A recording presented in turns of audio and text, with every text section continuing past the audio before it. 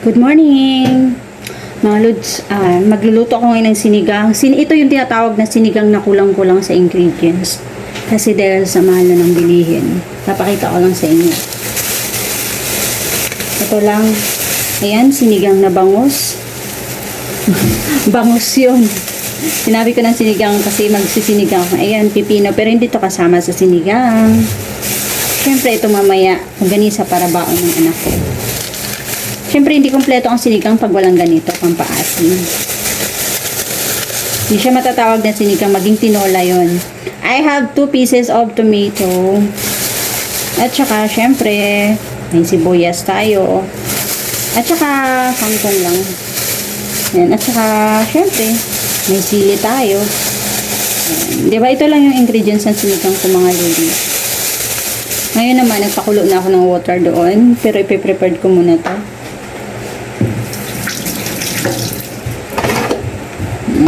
Naugasan ko na yung kamatis ko, mga ludi. Ayan. Tapos, lakasan natin yung sinigang para mabilis. Kasi may pasok yung anak ko sa school. Ayan siya. Kumusta ang lahat? Kumusta po ang lahat? Sana happy ang lahat at masaya pa rin yung dashboard nyo. Ayan, dashboard ko mga loads. Engagement ko, namumula. Sana all. Sana all ka na lang sa iba kung green man yung iba dyan. Yan mga lodi. Ipiprepared ko lang ito. I-ready ko lang. Dito ilalagay ko lang. Isa-set aside ko lang tong aking tomato. Ayan. Siyempre, ini-next natin ang ating sibuyas or onion.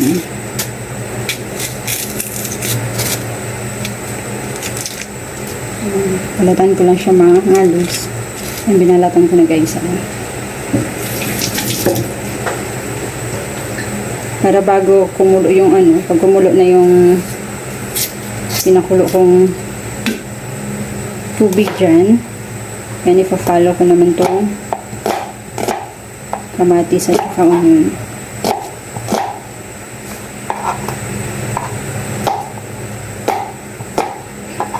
Sis naman yung anak ko mga lods papasok sa school. Nagbabaon kasi siya ng rice. So, nagbili ako ng ganito kasi hindi ako pwede magpadala sa kanya ng may sabaw. Baka mamaya matapon sa bag niya, sa lunchbox niya. Ito lang mga lodi, diba? Napakasimple lang ng aking sigang. Walang kaarte-arte. Ganun na lang natin sa pagpatulin ko na siya. Siyempre, hugasan ko muna maigi.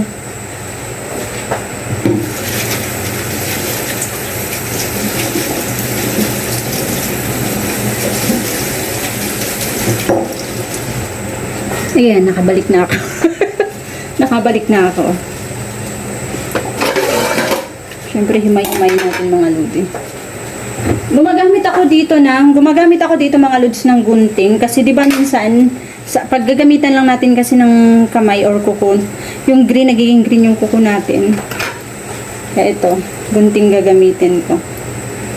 Syempre i-separate ko yung matitigas na. I-separate natin. Para di sila kagulo. Ayan siya.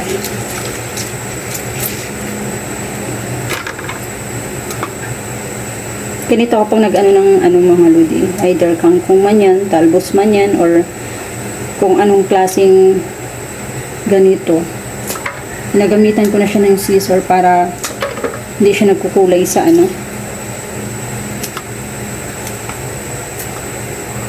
sa kuko ba.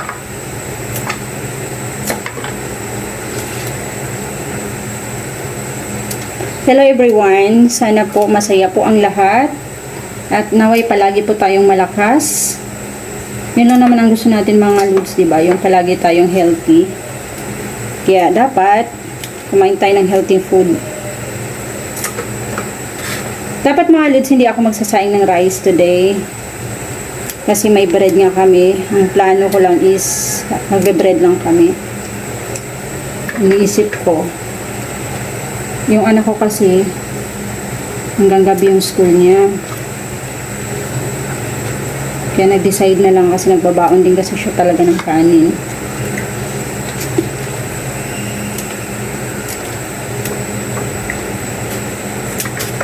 Nakita nyo yun? May nahulog. Siyempre, hugasan natin, sayang.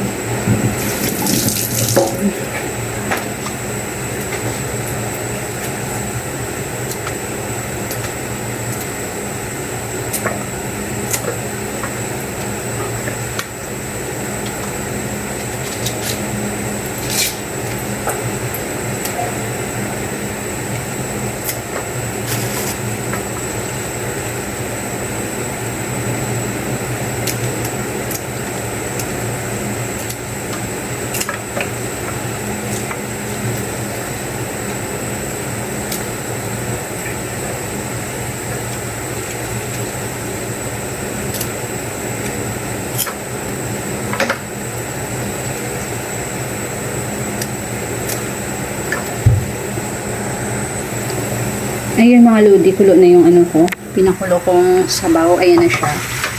Syempre, alam na ang next niyan is ilalagay ko na yung kamatis. At saka sibuyas. Nalagay na natin.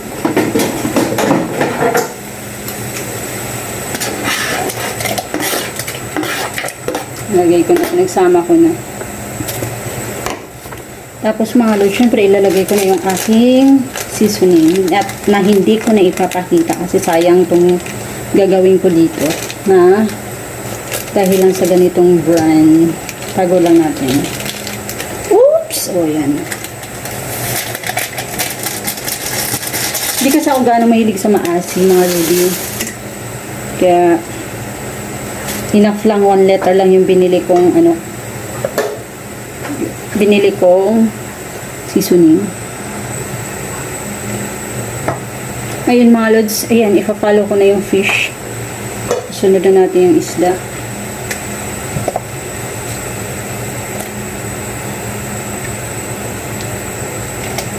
Ayun, mas gusto ko siguro 3 lang ilulutuin ko, tapos yung 2 is ipa-fry ko na lang. Ayan. Ito, nagtira ako ng 2 mga lodi kasi ipa-fry ko na lang to. Hindi ko na siya inubos sa pagsigang, sa pagluto. Wait lang natin.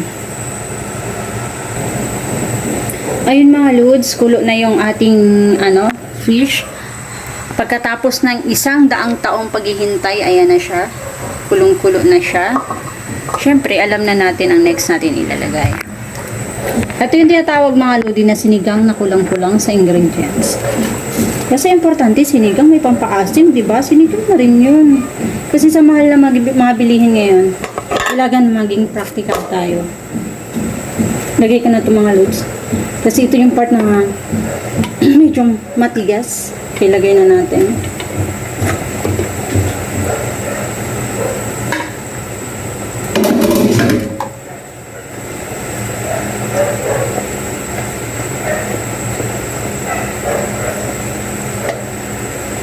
Ayan, syempre tatakpan natin ng panandalian mga lodi. Ayun mga lodi, since mamaya nagluto nga ako ng rice, siguro ayoko rin kumain ng rice, mga kids ko na lang siguro.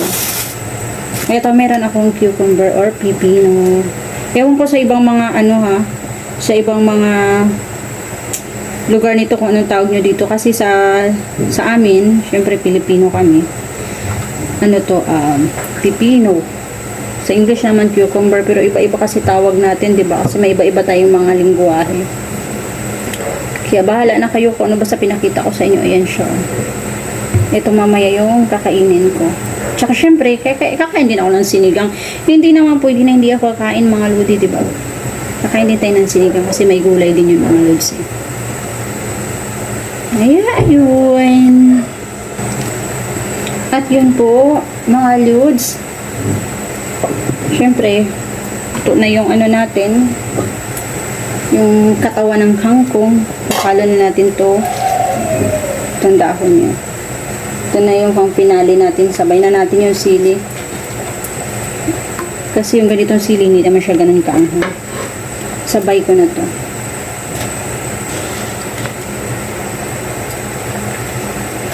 Ayan. Tikman natin mga lods. Para malaman natin kung need natin mag-adjust ng asin.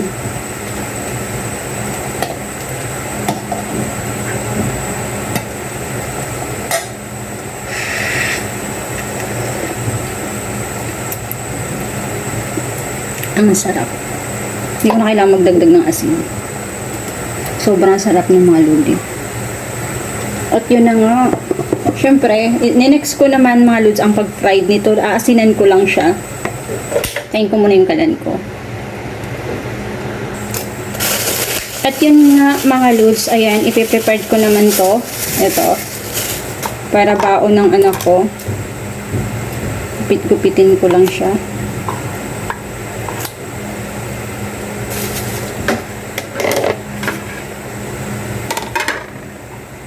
Kakat-kat ko lang siya.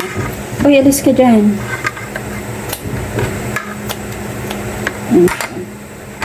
Natanggal ko kasi itong mga sinulid mga lodi, oh. Tanggal ko yung mga ano niya. Ito.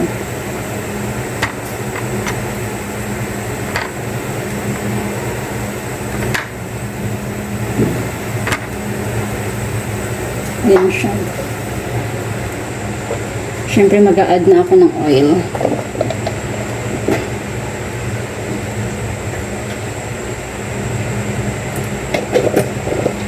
Dinamihan ko na ng oil mga lodi kasi nga dinamihan ko na siya ng oil gawa ng para sa bangus mamaya dito sa fish. Ayan nga, so ngayon naman habang pinapainit ko yung oil ko is lalagyan ko ng asin tong fish ko. Lagyan natin ng salt. Yung tama lang para hindi maalat. Ayan.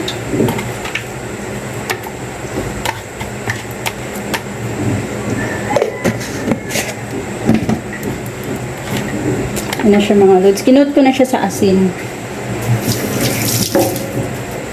Ngayon naman, ipiprepare ko ang aking hong para dito. Nakalimutan ko pala siya tusok-tusokin. Gamitin ko tong ayan, tester ko. Para hanggang loob mga lodi luto siya.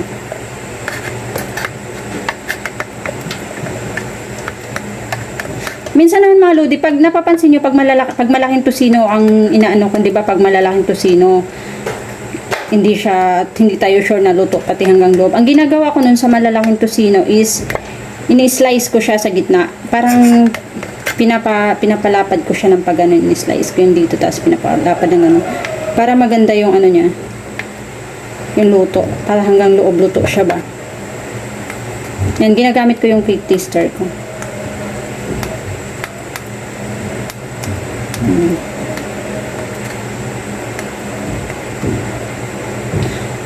Minsan naman, kung gusto yun naman, ako kasi, tinatanggal ko tong plastic o mga lodi. Ayan. Pag sinisipag.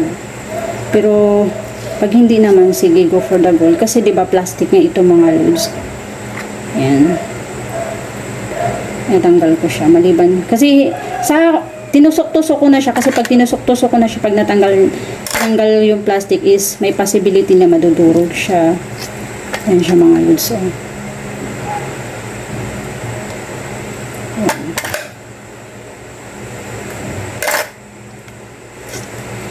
Natanggal ko siya. Just in case lang ba. Para safe yung kinakain natin.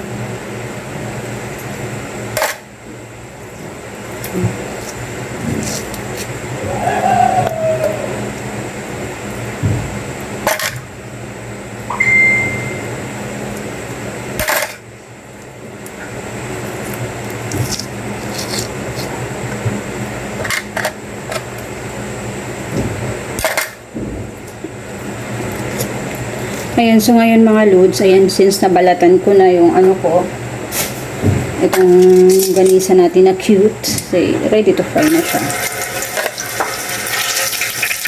Uy. Natalsik siya.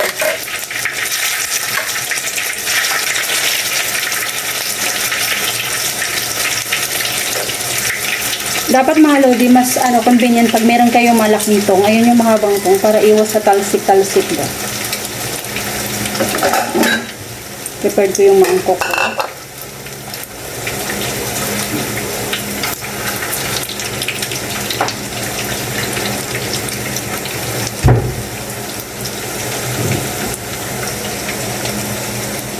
At yun mga loads, yan.